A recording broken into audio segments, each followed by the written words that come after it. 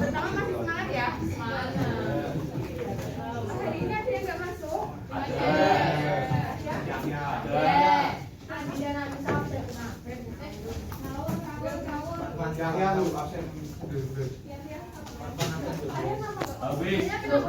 Habis lancret.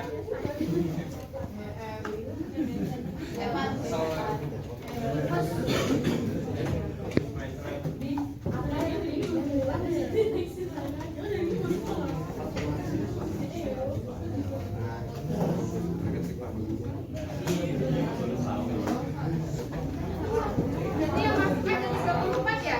33. Yang satu? Satunya itu.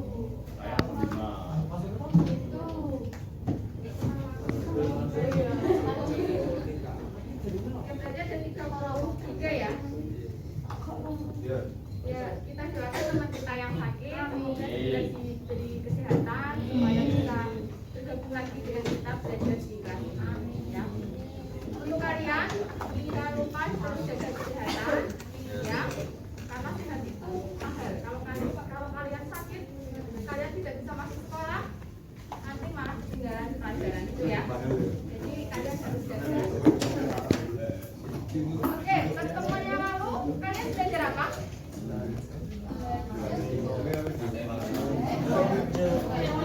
Termodinamika. Ya, kita jadi termodinamika kemarin apa saja? Yang masih ingat?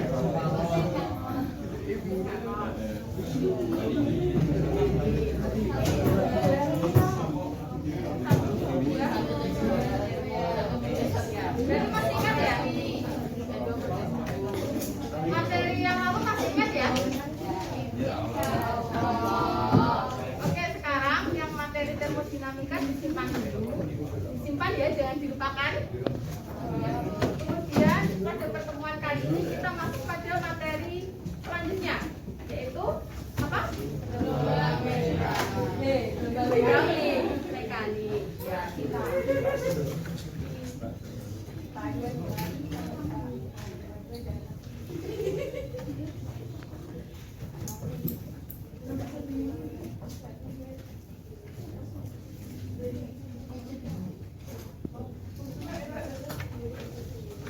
Nah, tujuan pembelajaran pada pertemuan kali ini yaitu yang pertama, siswa dapat mengidentifikasi pengertian gelombang melalui kegiatan di kelompok dengan benar. Kemudian yang kedua, siswa dapat mengidentifikasi klasifikasi gelombang. Yang ketiga, siswa dapat mengidentifikasi karakteristik gelombang transversal dan longitudinal beserta besaran-besarannya. Itu tujuan kita, tujuan pembelajaran kita pada pertemuan kali ini. Ada waktu SMP ya? Kalian masih ingat gak? Gelombang itu apa? Putaran yang merambat 4 sekali. Terus kemudian kalian pernah melempar batu pada air yang tenang? Pernah? Apa yang terjadi? Belum nggak? Ada kayak bundar-bundarnya, bundar ya. Nah itu yang itu juga contoh gelombang. Itu gelombang pada air. Oke, gitu ya.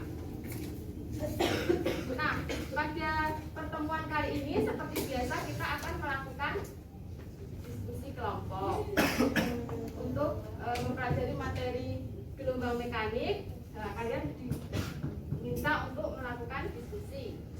Diskusi di sini karena ada 33 dibagi satu kelompok 4 orang ya. Yes. Berarti ada 8 kelompok, yang satu 5 anak ya. Berhitung dulu, nanti berhitung 1 sampai 8. Kemudian tempat duduknya nanti kelompok 1 di sini, kelompok 2, 3, 4, 5, 6, 7, 8 ya. Ingat ya. Nanti yang dapat nomor 1 langsung ke sini. Nomor 2 ke sana, 3, 4, 5, 6, 7, 8. Jangan yang cek kelompoknya masing-masing. Oke ya. Sekarang perhatikan SDPG-nya. Bukan diskusinya, perhatikan. Di situ tertulis kompetensi petunjuk belajarnya. Diskusikan tahap 1 sampai 3 secara berkelompok. Nah, di sini tertulis tahap 1, 2, 3. Kemudian untuk tahap 4-nya nanti di akhir saja itu dibuat kesimpulan. Yang kalian tulis tahap 1 sampai 3. Gitu ya. Identifikasi tiap masalah yang didiskusikan dengan cermat. Baca literatur lain untuk memperkuat pemahaman. Kalian boleh baca buku paket, LKS, ataupun dari internet juga boleh. Kemudian kalian mengerjakan sesuai yang ada di SOPD. Kemudian nanti setelah selesai, diskusinya 20 menit ya. Setengah jam Bu. 20 menit nanti sampai 21 ya. 21 menit. 20 menit. Nanti setelah selesai kalian presentasikan. Itu. Ada yang mau ditanyakan? Sudah semua ya?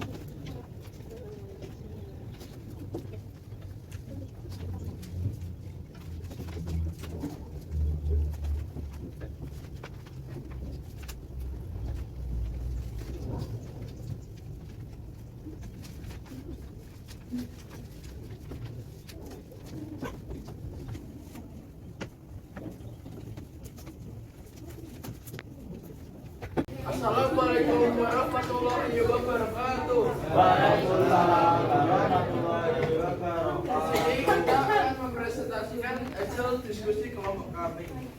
Yang pertama, tahap pertama. Jika kita melemparkan batu ke permukaan air yang tenang, apa yang terjadi pada permukaan air tersebut? Mengapa hal tersebut dapat terjadi? Pernahkah kalian melempar batu ke permukaan air yang tenang? Tentunya saat kita masih kecil kita pernah melempar batu-batu ke sungai-sungai, terus kadang batunya juga bisa melompat-lompat gitu. Kalau masanya mata batunya ringan. Jadi pernahkah kalian melempar batu ke permukaan air yang tenang? Jawabannya pernah. Yang terjadi pada permukaan air yang tenang tersebut adalah terjadi gelombang. Jadi bentuk gelombang yang dihasilkan itu seperti lingkaran-lingkaran itu, yang lingkarannya yang awalnya besar, awalnya kecil menjadi besar. Lingkarannya itu menjauhi titik pusat.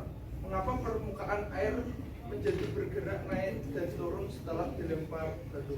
Karena ketika dilempar batu akan memberikan energi yang akhirnya dirapatkan oleh air, sehingga terbentuk gelombang tadi yang menyebabkan permukaan air menjadi naik dan turun.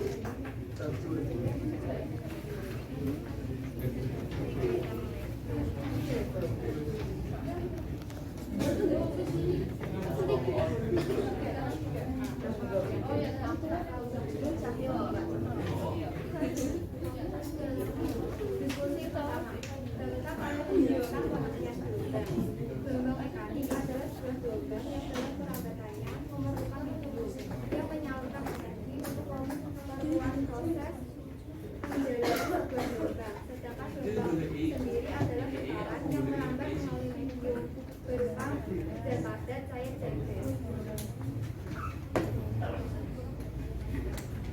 Diskusi kedua yaitu klasifikasi gelombang. Klasifikasi gelombang dibedakan menjadi 3, yaitu berdasarkan medium perabatannya, berdasarkan arah getar dan arah lambat, dan beserta amplitudonya.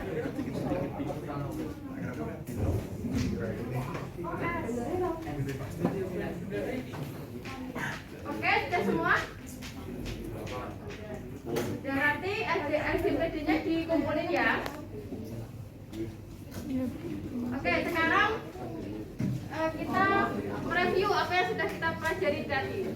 Yang pertama tadi kita belajar apa? Tentang gelombang. Gelombang itu putaran yang berat. Kemudian klasifikasi gelombang berdasarkan mediumnya dibedakan menjadi dua, yaitu gelombang mekanik dan gelombang elektromagnetik. Kemudian berdasarkan arah getar dan arah rambatnya dibedakan menjadi dua, yaitu transversal dan longitudinal. Yang ketiga, berdasarkan amplitudonya dibedakan menjadi dua juga, yaitu gelombang stasioner dan gelombang jalan.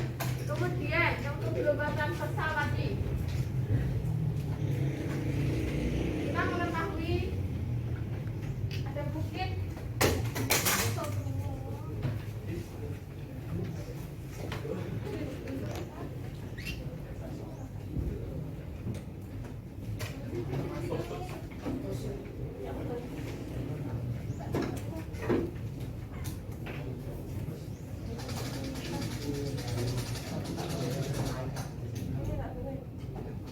gelombang transversal. Ini tadi gelombang transversal, arah getarnya vertikal. Kemudian arah rambatnya horizontal. Lembah gelombang, lembah itu yang di bawah ini ya, lembah BCD. Paham semua ya? Kemudian puncaknya bukit gelombang OAG atau DEF. Kemudian puncak gelombang, puncak itu sini sampai sini, A atau E. Kemudian dasar gelombang C, B. Amplitudo itu simpangan ya, terjauh, A aksen atau E aksen. Kemudian untuk panjang gelombang itu bisa diartikan jarak dari satu bukit dan satu lembah. Satu bukit dan satu lembah. Tapi bukitnya apa? OAB. Satu bukit, satu lembah. Berarti atau jarak dua puncak berurutan, dua puncak A, E, ya. Atau jarak dua dasar yang berurutan. Paham ya?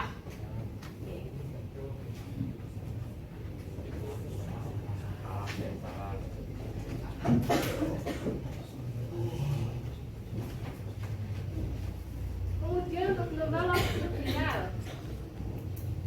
renggangan itu yang renggang ini ya, D, C, G atau F, G, H atau D, K, F. Kemudian rapatan yang rapat-rapat. AB ini baru seperempat atau setengah rapatan. Yang rapatan itu DEF, H, I, J. Kemudian pusat renggangan, pusat itu berarti di mana? Di tengah, benar. Renggangan tadi DCC, berarti pusatnya di C, pusatnya di K. Oke. Kemudian pusat rapatan ini A. Kemudian panjang gelombang bisa diartikan jarak dari satu rapatan dan satu renggangan penuh. Satu rapatan dan satu renggangan penuh ya. Kalau ini kan tidak penuh, tidak bisa. Satu rapatan DEF dan satu renggangan BCD, DEF. Itu ya. Dari D sampai F. Kemudian dari D ini kan D sampai F ini rapatan, F sampai H renggangan. Jadi D sampai H, gitu ya. Kemudian bisa juga jarak dua pusat renggangan yang berurutan. Pusat renggangan dari tadi C ini pusat renggangan. Jadi C sampai D sampai K.